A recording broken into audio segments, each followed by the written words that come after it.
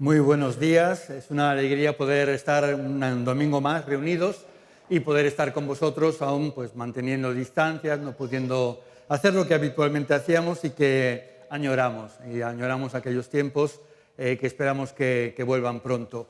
Recordamos que estamos haciendo un estudio de la Carta de Santiago los jueves, pero también cuando a mí me toca vamos a estar hablando y profundizando en la Carta de Santiago, intentando extraer aquellos principios que tienen algo práctico que aportar al día a día. Y habíamos comenzado en la vez anterior hablando acerca de cómo manejar los problemas, ¿recordáis?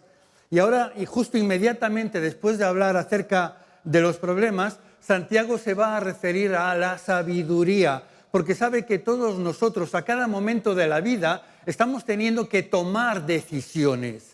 Y hay algunas decisiones que no tienen mayor importancia, no tienen ninguna trascendencia, no van a afectar a nuestro futuro, como por ejemplo, qué es lo que me voy a poner hoy, o qué es lo que voy a comer, o qué nueva serie voy a empezar a ver, o cuestiones de este tipo.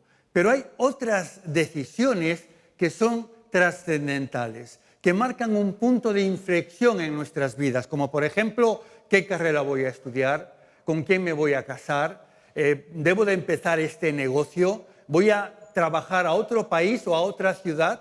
Y esto efectivamente no solo os va a afectar a vosotros de una forma determinante en cuanto al resto de vuestra vida, sino también a las generaciones futuras. Yo pienso aquel día en el que tomé la decisión de aceptar venir a pastorear una pequeña iglesita aquí en Vigo, dejando una iglesia grande en Barcelona, y cómo esto ha afectado no solo a nuestra vida, sino a la existencia de mi nieto. Posiblemente mis hijas no habrían conocido a sus maridos, a los que tienen en la actualidad, si nos hubiéramos quedado a vivir en Barcelona, pero esto ha dado lugar pues, a la existencia de Isaac y todo lo que ocurra en su vida y a través de su vida de aquí en adelante. Por tanto, hay decisiones enormemente importantes, trascendentes, que seguramente cuando miramos hacia atrás en nuestras vidas podemos reconocer como cruces donde todo ha cambiado. Y a veces podríamos pensar, bueno, ¿y qué hubiera ocurrido en nuestras vidas si en lugar de tomar este camino hubiéramos tomado la otra alternativa? Es por eso que necesitamos, ¿verdad?, tener sabiduría para tomar decisiones correctas. Frank Bornemann dijo, nosotros hacemos nuestras decisiones y luego nuestras decisiones nos hacen a nosotros. Y estoy totalmente de acuerdo con lo que él está diciendo. En cierta ocasión se le preguntó a un hombre de negocios cuál era la clave de su éxito y él respondió con rotundidad y teniéndolo muy claro, tomar buenas decisiones.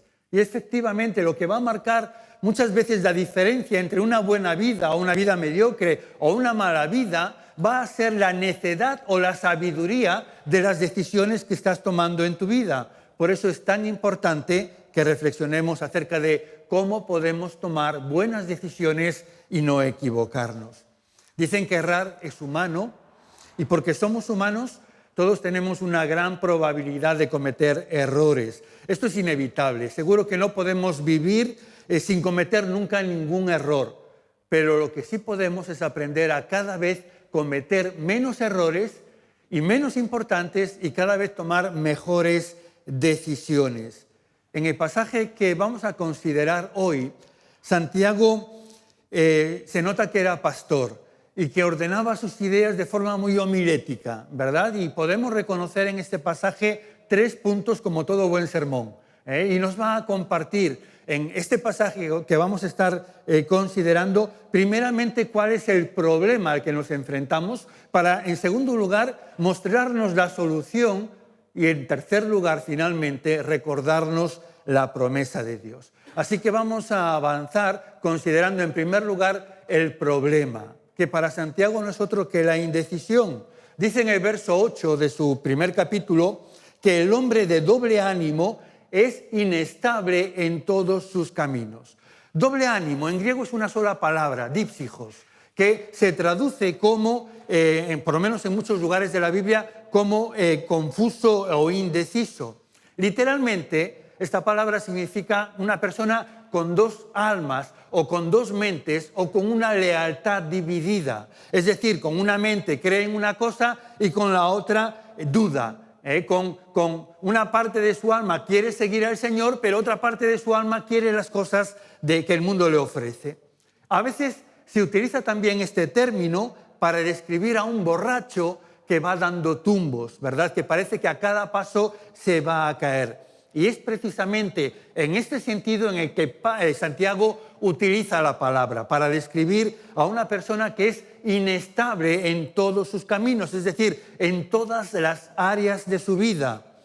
Y lo que nos viene a decir es que la indecisión te hace inestable. Este es el problema que enfrentamos. Cuando no sabes qué camino tomar, cuando no sabes qué es lo correcto, cuando no tienes claro qué decidir, esto te hace inestable. Inestable en tus emociones.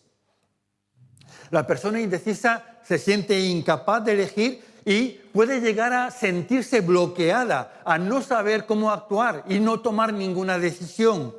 La duda en sí no es perjudicial. Muchas veces va a resultar necesaria y nos sirve para poder analizar una situación y nos ayuda a escoger la mejor opción para nosotros.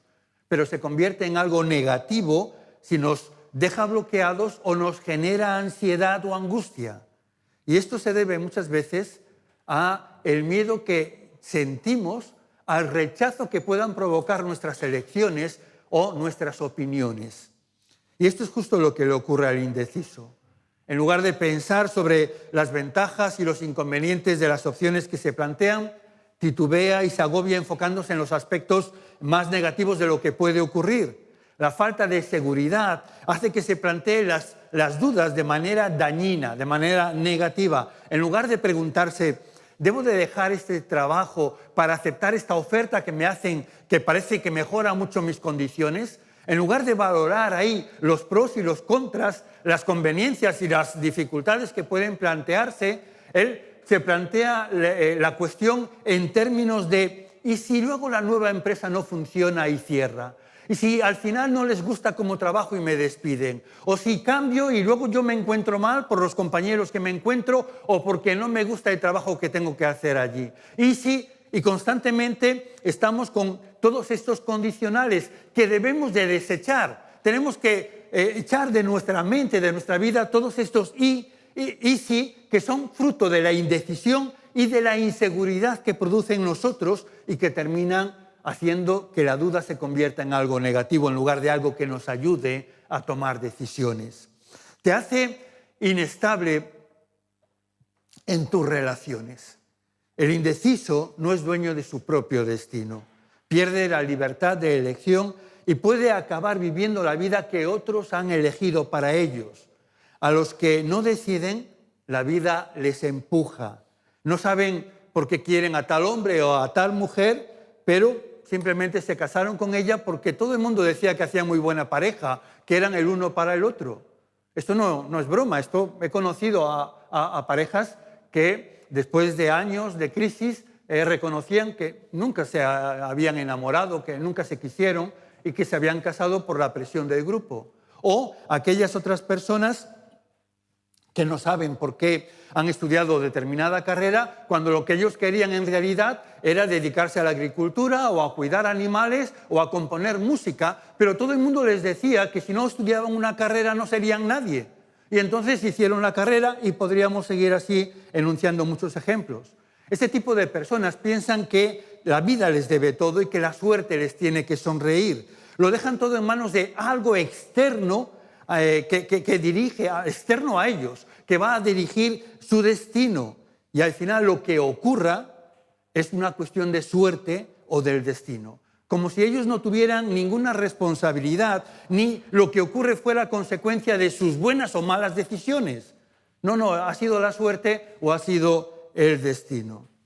Quienes no toman decisiones no imprimen nunca sus huellas, pero siempre hay otros que lo hacen por ellos. Son otros los que llevan el timón de sus vidas. Y vemos un montón de ejemplos de esto. El muchacho que induce a otro a fumar, o el joven que decide que su novia tiene que abortar, o el niño que manda a su compañero de clase a realizar una fechoría, o el jefe que manipula a sus empleados para que mientan o hagan alguna cosa que es contraria a su moral, a sus sentimientos o a lo que ellos creen. Y todos ellos toman las decisiones en lugar de otros simplemente porque los interesados no deciden. Han cedido esa capacidad. Y en tercer lugar, te hace inestable en tu vida espiritual, la indecisión. Dice Santiago, no piense pues quien tal haga que recibirá cosa alguna del Señor. No sé si os dais cuenta, pero la indecisión bloquea tus oraciones. Algunos dicen, bueno, ¿por qué Dios no contesta mis oraciones? Y Santiago nos dice que muchas veces es por falta de decisión. Un poco más adelante nos va a decir, no tenéis porque no pedís. No decidís qué es lo que queréis. Y entonces no estáis pidiendo y por esto no recibís. O si no, porque no somos concretos en nuestra petición o por el doble ánimo que estaba señalando, por tener una lealtad dividida. Va a decir más adelante, y si se lo pedís, no lo recibís porque lo pedís mal, pues queréis gastarlo para gastarlo en vuestros placeres. Nuestro corazón no busca agradar al Señor, no busca las cosas del cielo, sino las de la tierra, nuestro propio deleite. Si recordáis, la ocasión en la que el Señor Jesús reprendió con mayor dureza a Pedro fue precisamente por esto. Cuando él anuncia su muerte, que es necesario que padezca, Pedro le dice, Señor, nunca tal acontezca. Y entonces el Señor le responde con una enorme dureza, apártate de mí, Satanás, porque me eres piedra de tropiezo, porque me eres motivo de tropiezo, porque no pones la mira en las cosas de arriba. Este era el problema de Pedro en aquel momento y muchas veces el nuestro, que no pensamos en las cosas del cielo, en la voluntad de Dios, sino en nuestros propios deleites, lo que nosotros queremos. Y la cuestión es que no podemos servir a dos señores, porque eso provoca un estilo de vida inestable. Este es el diagnóstico que Santiago hace del problema. La indecisión te hace inestable. Ahora, ¿cuál es la solución? Pues la solución es tener sabiduría, saber tomar buenas decisiones. En lugar de quedar en la indecisión, ser personas decididas, pero decidir correctamente. Por eso va a decir, si a alguno de vosotros le falta sabiduría, pídala a Dios y Él se la dará, pues Dios da a todos sin limitaciones y sin hacer reproches. Y esto tiene una íntima relación con el pasaje anterior, donde Santiago ha hablado acerca de las pruebas, de tener por sumo gozo cuando os halléis en diversas pruebas, sabiendo que la prueba de vuestra fe produce paciencia, es decir, de enfrentar los problemas de tal manera que no te destruyan, sino que al contrario te ayuden a crecer, desarrollen en ti un carácter semejante al de Cristo. Y para ello hace falta tener sabiduría, para aprovechar la adversidad. ¿Y dónde encuentro la sabiduría y el entendimiento para utilizar de forma correcta esas adversidades? Y aquí Santiago nos va a dar 3 pasos prácticos para alcanzar la sabiduría. El primero de ellos es reconocer nuestra necesidad. Dice, si a alguno de vosotros le falta sabiduría, y esto como en todas las cosas, uno tiene que reconocer esta carencia para buscarla. El que está sano no busca al médico, ¿verdad? Es el que siente alguna dolencia o que nota que algo no está bien, el que va buscando el consejo del médico. Y de igual manera necesitamos, en primer lugar, ser conscientes, reconocer que nuestra propia sabiduría nos conduce a problemas, que no funciona, que la sabiduría del mundo es necedad, que tampoco da resultados, que necesitamos otro tipo de sabiduría, la que Santiago va a describir como la que procede de lo alto.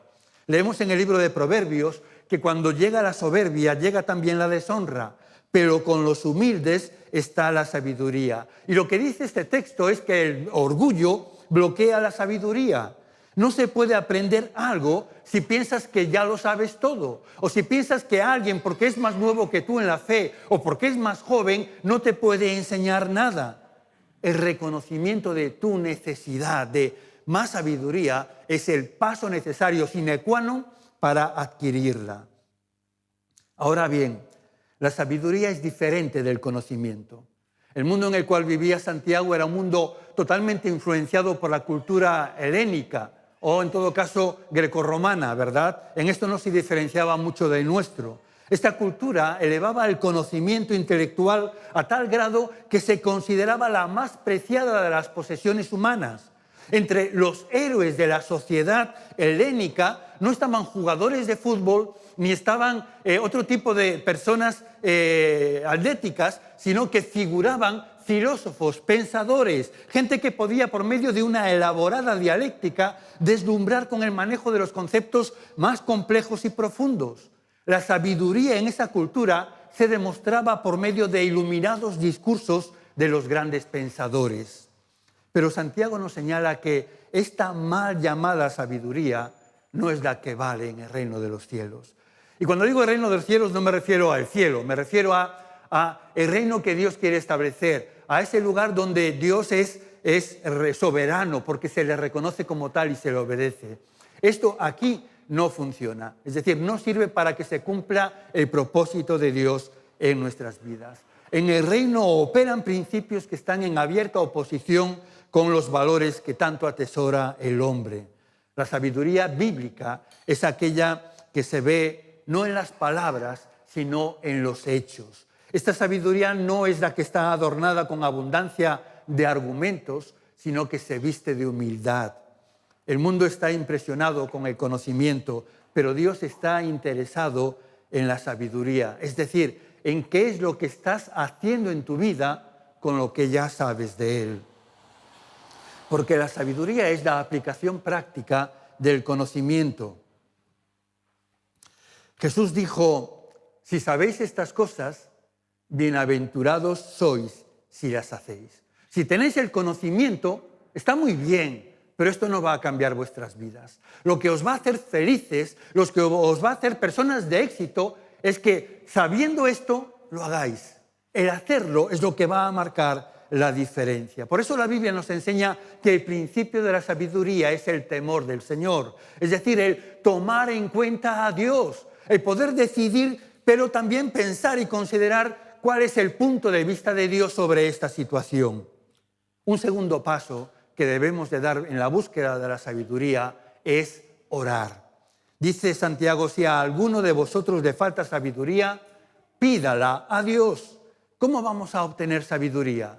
¿Leyendo el Hola o revistas del corazón? ¿Viendo la televisión? ¿Tomando alguna píldora inteligente? No, la Biblia dice que obtenemos la sabiduría pidiéndosela a Dios. De ahí es donde proviene la sabiduría. Dios es su fuente. Leemos en Proverbios 2:6, pues el Señor es quien da la sabiduría. La ciencia y el conocimiento brotan de sus labios. Si Dios te dijera un día, te voy a conceder un deseo, pídeme lo que quieras, ¿qué pediríamos? Bueno, un hombre tuvo esta oportunidad en una ocasión. En el Antiguo Testamento, Dios se presentó a Salomón y le dijo, pídeme lo que quieras y yo te lo daré. Y Salomón respondió, dame sabiduría y conocimiento para dirigir a este pueblo. Y dice la Biblia que a Dios le agradó tanto esta petición que le contestó, puesto que este ha sido tu deseo y no has pedido riquezas, ni bienes, ni honores, ni la muerte de tus enemigos, ni tampoco una larga vida, sino sabiduría y conocimiento para poder gobernar a mi pueblo del que te hice rey, te concedo sabiduría y conocimiento, pero además te daré riquezas, bienes y honores como no tuvieron los reyes que fueron antes de ti, ni tendrán los que vengan después de ti. Y sabemos que esto se cumplió literalmente. Salomón no solo se convirtió en el hombre más sabio, sino que también fue el más rico, el más famoso y vivió una larga vida en paz. Ahora, Santiago nos dice que no tenemos porque no pedimos. Hasta 20 veces en el Nuevo Testamento se nos dice, pedid y se os dará. Y esta expresión en griego está en un tiempo aoristo, ¿verdad?, que indica una acción continuada en el tiempo, es decir, que estaría quizás mejor traducido diciendo, pedid y seguid pidiendo y se os dará. Algunos días yo puedo estar pidiéndole a Dios más de 15 veces que me dé sabiduría. Cada vez que alguien viene a terapia o cada vez que tengo que hablar con los medios de comunicación o con una autoridad o tengo una decisión importante que hacer, automáticamente oro, Señor, dime cómo debo de actuar, dime qué debo de decirle a esta persona, dime cuál es el camino en el que debo de andar. Santiago nos dice que debemos de pedirle a Dios. Y en tercer lugar, el tercer paso es creer. Dice pero tiene que pedir con fe, sin dudar nada, porque el que duda es como las olas del mar que el viento lleva de un lado a otro. Y esto significa que la clave para obtener la sabiduría es la oración. Dios es la fuente, por tanto hay que acudir a Él y pedírsela a Él, pero la condición para recibirla es la fe. ¿Alguna vez has hecho una oración y seguidamente has dicho, bueno, yo ya sé que nada iba a cambiar? ¿O lo has pensado siquiera? ¿No te das cuenta de que tú mismo estás boicoteando tu oración? Dios dice que si no eres capaz de orar con fe, creyendo que lo recibirás, ni te molestes en orar. Va a decir, mira, no piense quien tal haga, es decir, que ore sin creer que lo va a recibir, que recibirá cosa alguna del Señor. Dios no va a bendecir esa oración, no va a responderla, esto no va a ser recompensado. En cierta ocasión, después de alimentar a la multitud, Jesús quiso quedarse a solas y envió a sus discípulos a la otra orilla del mar de Galilea. Y ellos cruzaron en la lancha, en el barco, ¿verdad?, la travesía, que no era especialmente larga, pero se hizo de noche, y en mitad de la noche se desató una gran tormenta, y en lo más crudo de la tormenta Jesús se acercó a ellos caminando sobre el agua. ¿Recordáis la historia, verdad? Todos yo creo que la conocen. Y entonces los discípulos, al ver la silueta de Jesús, se asustaron creyendo que era un fantasma, pero Él les tranquilizó, les dijo, tened ánimo, yo soy, no temáis. Y Pedro se sintió desafiado al ver a Jesús caminando sobre el agua y entonces le dijo, Señor, si eres tú, manda que yo vaya a ti sobre las aguas. Y Jesús le dijo, ven. Y entonces, saliendo de la barca, Pedro comenzó a andar sobre las aguas para ir a Jesús, pero al ver el fuerte viento, dice la Escritura, tuvo miedo y comenzó a hundirse. Y entonces clamó, Señor, sálvame. Y Jesús, asiéndole de la mano, le dijo, hombre de poca fe, ¿por qué dudaste? Mirad, dudar significa estar entre dos ideas, estar dividido. Por un lado, creía en el poder de Jesús, pero por otro lado, temía a las olas. El texto bíblico afirma que en un principio Pedro caminó sobre las aguas.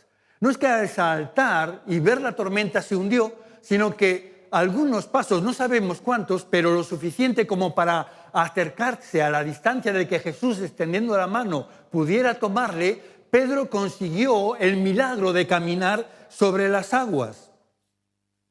Pero, y esta palabra, sabéis que es una conjunción adversativa. Como toda conjunción, sirve de nexo para unir dos oraciones. Pero, al ser adversativa, lo que hace es oponerlas. Nos está indicando que algo ha cambiado de la primera oración a la segunda. Si recordáis, el texto bíblico dice que Pedro comenzó a andar sobre las aguas, pero al ver el fuerte viento tuvo miedo y comenzó a hundirse. Comenzó a andar, pero algo cambió. ¿Qué es lo que cambió en Pedro? Y lo que cambió es que cuando salta de la barca, sin duda alguna, él estaba confiado en que Jesús tenía poder para realizar el milagro, que podría sostenerlo, que él podría imitar a su maestro. Y por tanto él salta decidido de la barca y efectivamente comienza a caminar. Pero algo cambia su convicción, cambia su enfoque. En lugar de mirar al maestro, empieza a mirar a las circunstancias, empieza a mirar las olas y el viento y dice, ¿qué estoy haciendo aquí? Esto es imposible, yo no voy a poder. Y comienza a hundirse. En el momento en el que aparta los ojos del Señor y se enfoca en las circunstancias, ya está perdido. Y algunos quizás estáis hoy en una situación muy parecida a la de Pedro, diciéndoos, ¿cómo voy a resolver este problema? Yo no voy a ser capaz, esto es imposible. Si piensas así, necesitas recordar que Dios se especializa en lo imposible, que no hay nada imposible para Dios. Y lo que tienes que hacer es fijar tus ojos en el Señor. Si te centras en los problemas, vas a hundirte. Tienes que creer y no dudar, porque el que duda es como las olas del mar, que el viento lleva de un lado a otro. No piense quien tal haga que recibirá cosa alguna del Señor. Y muchos cristianos son como corchos en el océano, van de un lado para el otro sin rumbo, arrastrados por las circunstancias totalmente inestables. A veces uno se aferra a la oración como su último recurso, pero esta debe de ser tu primera opción. Nos dice el autor de Hebreos que sin fe es imposible agradar a Dios, porque es necesario que el que se acerca a Dios crea que Él existe y que recompensa a los que lo buscan. Y me encanta cómo lo expresa aquí el autor de Hebreos. Obviamente, lógicamente, para acudir a Dios tú tienes que creer que Él existe. Pero no basta solo con creer que Él existe, sino que uno tiene que creer que Él recompensa a los que lo buscan. Es decir, que cuando tú vas buscando una respuesta de Dios, la ayuda de Dios, no te vas a volver con las manos vacías porque Dios recompensa a los que lo buscan.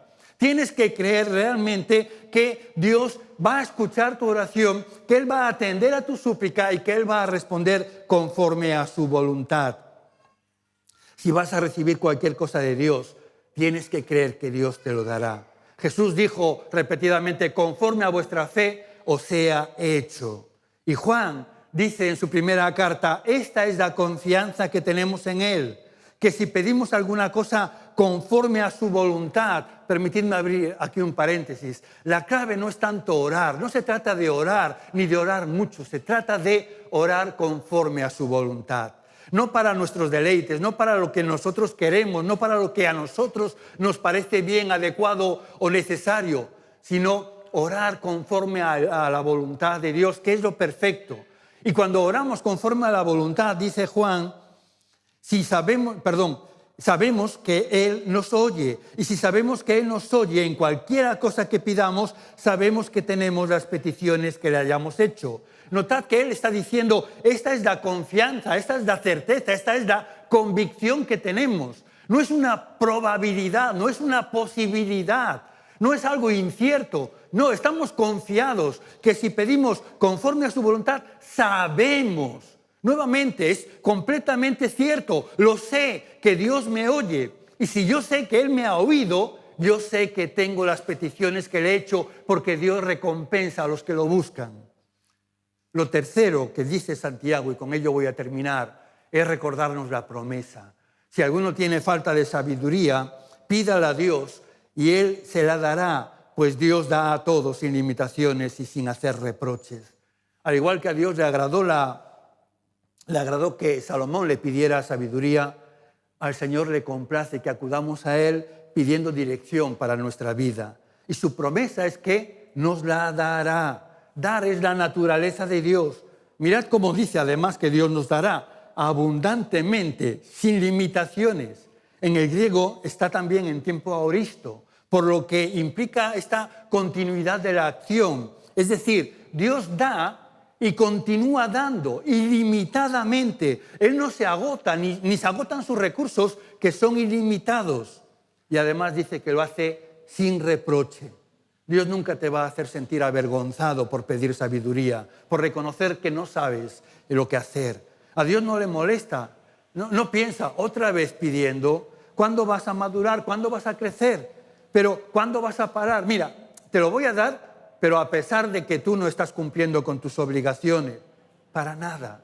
Él da abundantemente y sin reproche. Y esta es una gran promesa. Y lo que nosotros tenemos que hacer es creerle y reclamarla. Ahora hay un par de cosas que Santiago está diciendo también acerca de la toma de decisiones. La primera de ellas es que Dios no quiere tomar tus decisiones por ti. No dice, pídele que Él decida lo que tienes que hacer. Si lo hiciera así, la consecuencia es que no maduraríamos. Y parte de la madurez tiene que ver con tomar decisiones y ser responsables de las consecuencias de ellas. Y Dios quiere que crezcamos hasta la plenitud de la estatura de Cristo. Cuando Dios hizo al hombre, lo hizo a su imagen y semejanza. Y parte de esa imagen era la capacidad de elegir libremente, de tomar decisiones. Pero Él no nos dio esa capacidad para luego quitárnosla y anularla y entonces tomar Él las decisiones en nuestra vida.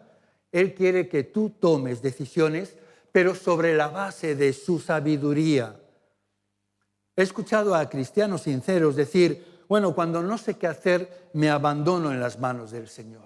Y esto suena muy espiritual y alguna vez quizás es lo que tengamos que hacer y Dios nos lo dirá, estad quietos y conoced que yo soy Dios. Sí, pero esto es una excepción. Las más de las veces el pueblo de Israel tenía que pelear, tenía que elaborar una estrategia, tenía que decidir. Muchas veces esto no es más que una forma de no asumir la responsabilidad de decidir. Algunos piensan también que si yo no hago nada, lo que ocurra será la voluntad de Dios. Pero yo creo que ya lo sabemos, ¿verdad? Lo vamos a repetir una vez más. No todo lo que ocurre es la voluntad de Dios. Jesús nos enseñó a orar: hágase tu voluntad como en el cielo, así también en la tierra. Porque en el cielo la voluntad de Dios se hace perfectamente. Allí ocurre todo y solo lo que Dios quiere, pero no así en la tierra, donde muchas de las cosas que ocurren tienen que ver con malas decisiones.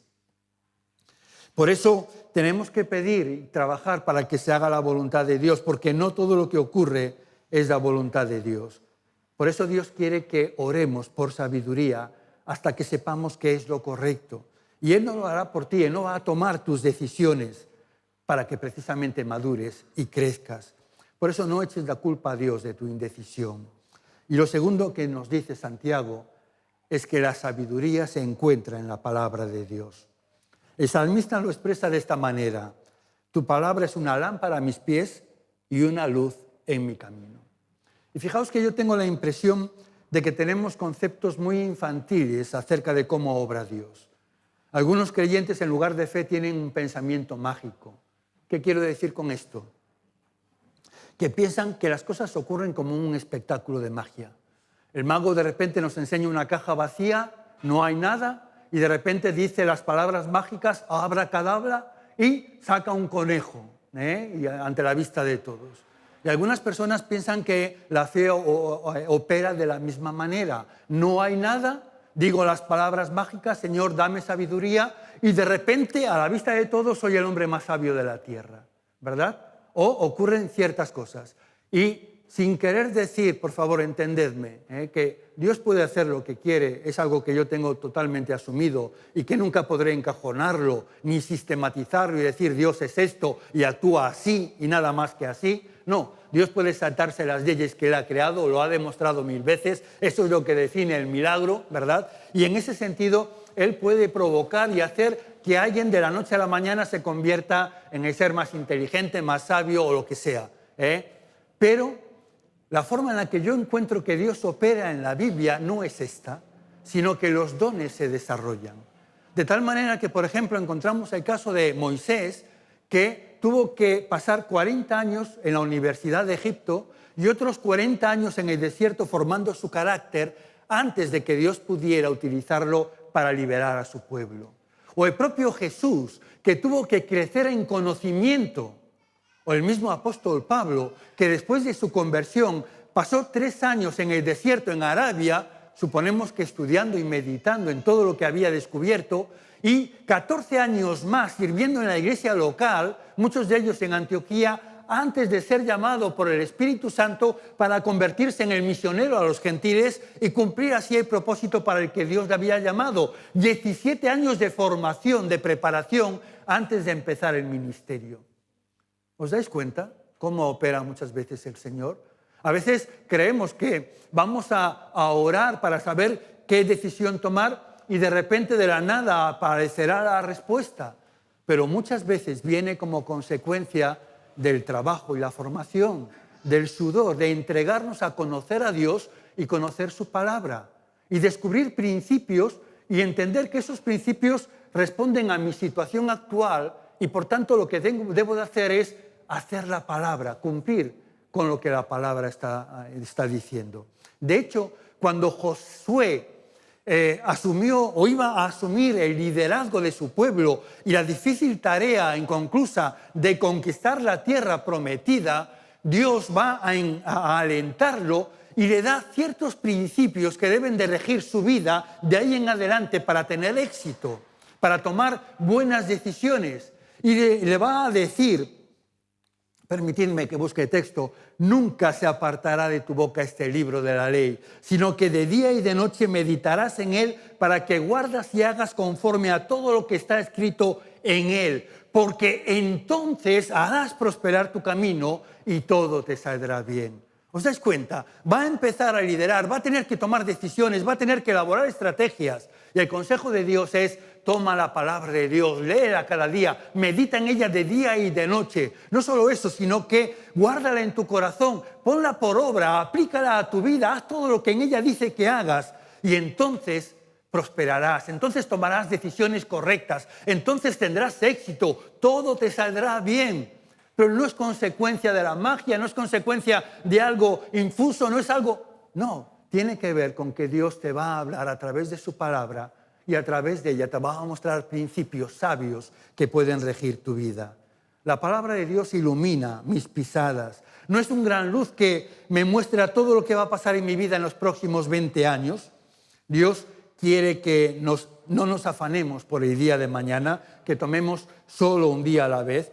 Así que Él nos enseña a dar el siguiente paso. Y cuando damos ese paso, el camino se ilumina un poco más para dar otro paso. Es por eso que tenemos que orar con fe, sin dudar, pidiendo sabiduría. Ahora, quiero invitarte. ¿Por qué no tomamos hoy un compromiso delante de Dios de realmente leer su palabra cada día? Porque en ella está su sabiduría. Porque ella es la que puede hacer sabio al sencillo. Ella es la que nos puede dar principios que hagan que prosperemos y que nos vaya bien en la vida, porque nos ayuda a tomar decisiones sabias. Y yo te animaría a que hagas algo. Escoge, no se trata de cantidad, de leer mucho. Ni siquiera tienes que plantearte leer la Biblia en un año ni en 3 años. No busques este tipo de metas. Busca el hecho de cada día meditar en la palabra de Dios. Y busca un pasaje, el suficiente al que le puedas dedicar tiempo para meditar en él. Busca la verdad central de lo que has leído. Por favor, recuerda esto. Después de leerlo, piensa, ¿cuál es la idea que quiere transmitir el autor? Por ejemplo, en el texto que hoy considerábamos, pues no saber qué hacer me hace inconstante e inestable. Si necesito saber qué hacer, tener sabiduría, debo pedírsela a Dios, pero debo de pedirla con fe. Vale, esta es la idea central. Una vez que la tienes clara, conviértela en una oración. Padre, reconozco que tengo que tomar decisiones y que hasta ahora muchas veces lo hice por mi propia cuenta y esto ha hecho que me equivocara y que haya hecho daño o que me hayan salido mal las cosas y haya tenido que sufrir las consecuencias o retroceder. Te pido perdón, pero de aquí en adelante quiero contar contigo y te pido que tú me ilumines, me abras los tesoros de tu palabra y me ayudes a saber tomar decisiones correctas. Lo que tú quieras en tus palabras. Y lo tercero, conviértelo en una acción. Como por ejemplo, ¿por qué no te planteas en esta semana un experimento? Plantéate que cada vez que tengas que tomar una decisión, en base a lo que ya conoces acerca de Jesús, por lo que has escuchado y leído en la Biblia, pregúntate, en esta decisión, ¿qué haría Jesús en mi lugar? Y actúa en consecuencia. ¿Por qué no intentamos esta semana hacer este experimento? Cuando vayamos a hacer cualquier cosa, preguntémonos, ¿qué haría Jesús en mi lugar? Y hagamos lo que queremos que Jesús haría. Y por último, por favor, comparte tu experiencia en nuestro canal. Escríbenos para que sepamos lo que está ocurriendo y cómo Dios está obrando en tu vida. Oramos y dejamos que el grupo de alabanza finalice la reunión dirigiéndonos. Padre, muchas gracias, Señor, por tu palabra. Señor, porque ella efectivamente nos enseña el camino por el que debemos de andar con claridad meridiana. Y entendemos que tenemos que dedicarnos, Señor, a aprender, a meditar, a memorizar, a aplicar a nuestras vidas lo que tú ya nos has enseñado. Y para ello necesitamos disciplina, pero también entendimiento para descifrar aquellos principios que tú has revelado y que sirven para cada situación de nuestras vidas.